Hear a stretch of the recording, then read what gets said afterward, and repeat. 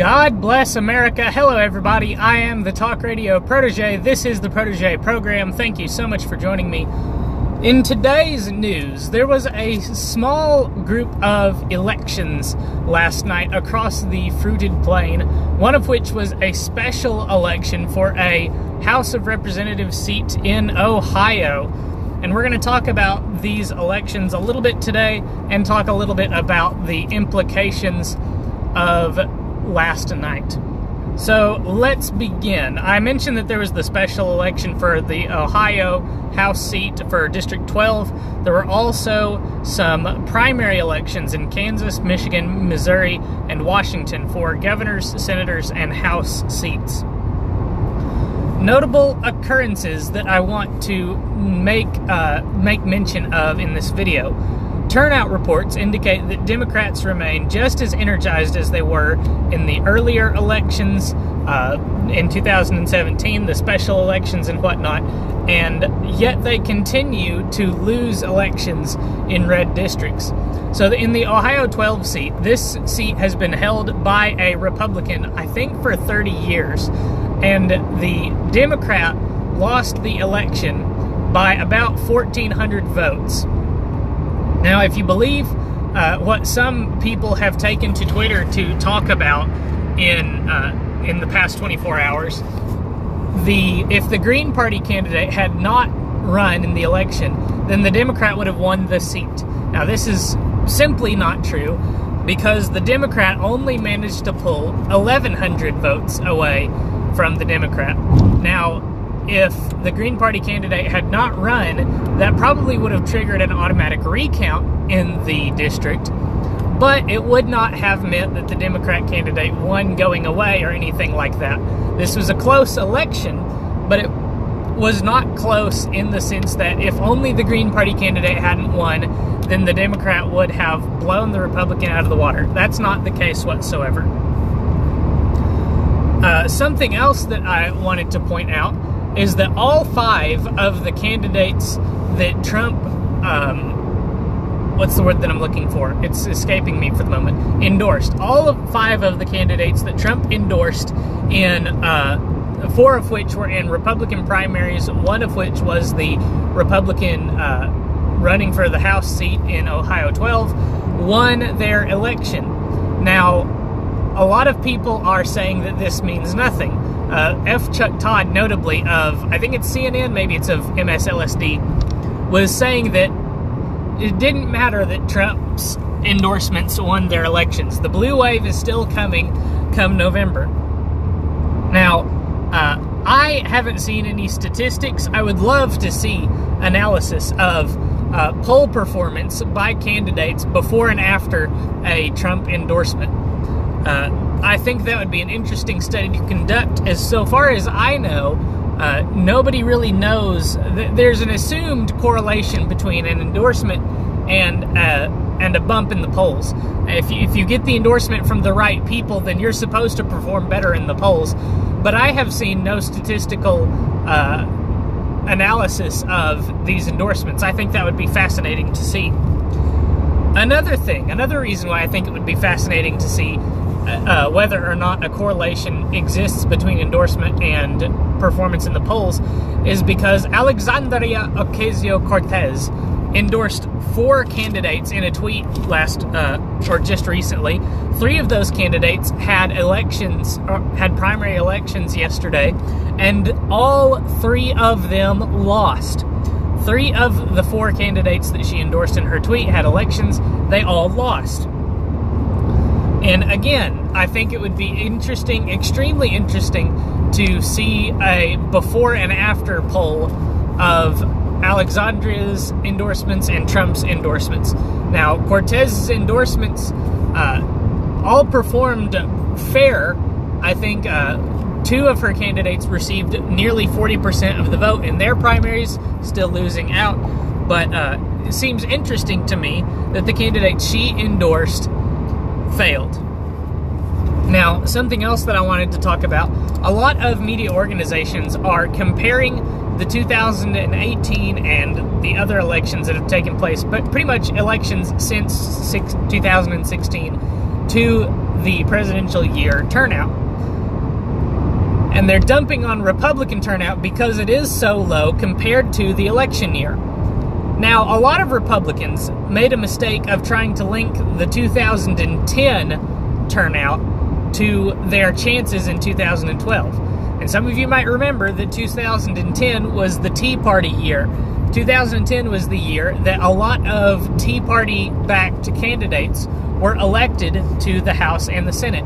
Republicans picked up, I think it was 63 congressional seats in 2010, and yet still lost the 2012 presidential election.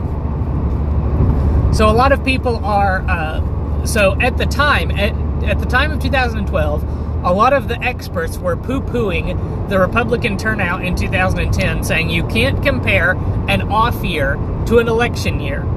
And yet, media organizations, a lot of Democrats desperate, looking for the silver linings behind the red wave that could be coming in the election come November, are comparing the turnout that we've been seeing in primaries and in special elections to the election year of 2016. And I don't think that that is a wise thing to do. Even falling back on conventional wisdom might not be the wisest thing to do, given what we saw as far as conventional wisdom goes for the presidential election in 2016. Oh, excuse me, had a yawn trying to interrupt my train of thought there. Now, I want to talk a little bit about what a potential victory in Ohio 12 means. It hasn't been called yet, and officials are still awaiting some ballots to be counted. But what would a victory in Ohio 12 mean? I think it stands. I think it's worth reminding you that this is just a battle. This is just one battle in the electoral landscape, and the special election only selects a candidate to fill the seat until the November midterm. The candidates that were voted on in last night's election are already talking about a rematch in November. Another thing that I think it merits pointing out is that if victory in a single instant were meaningful in the grand scheme of things, then conservatives would have won the political war in 1776, because it was original constitutionalist principles that won the day at the Declaration of Independence, at the signing of the Constitution, etc., etc. I think it was 1787 when the Constitution was signed. So winning a single battle means virtually nothing in the landscape of politics going forward hundreds of years. It certainly means very little in terms of just a few years. This seat has been held by Republicans for 30 years, but if it's not continually held by Republicans, then it's not going to be a voice for Republican issues in the House of Representatives. One last thing that I think it merits saying in this case: if you voted for the winning party in 2016, you can't afford to rest on your laurels going forward. You must continue to vote throughout these off-year elections. And I think the off-year elections are the hardest times to get people out to vote, because it's not a presidential election. It's not seen as important as the presidential election.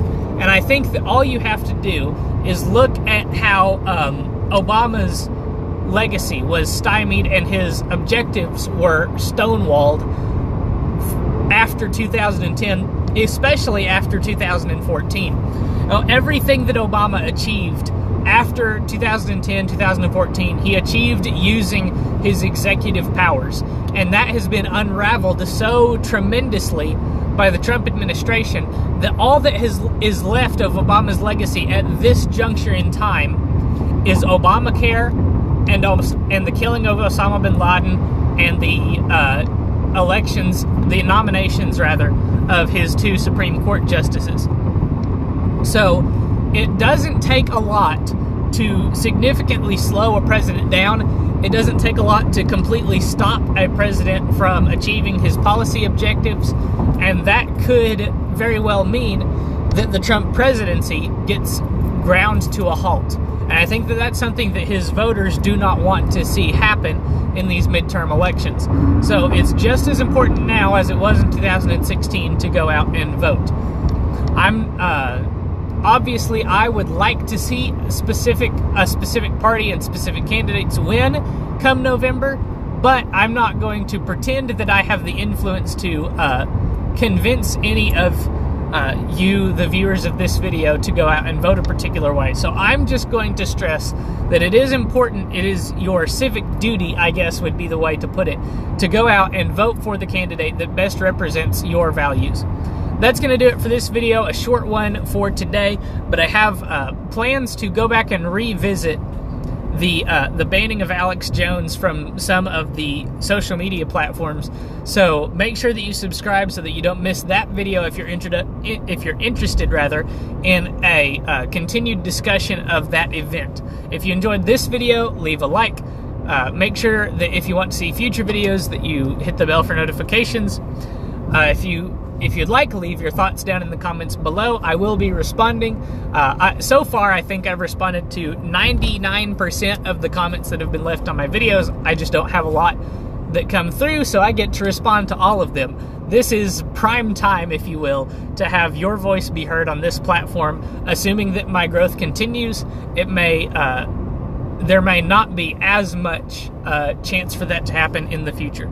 Thank you again so much for watching. I hope that you'll come back next time. Until then, good night and God bless.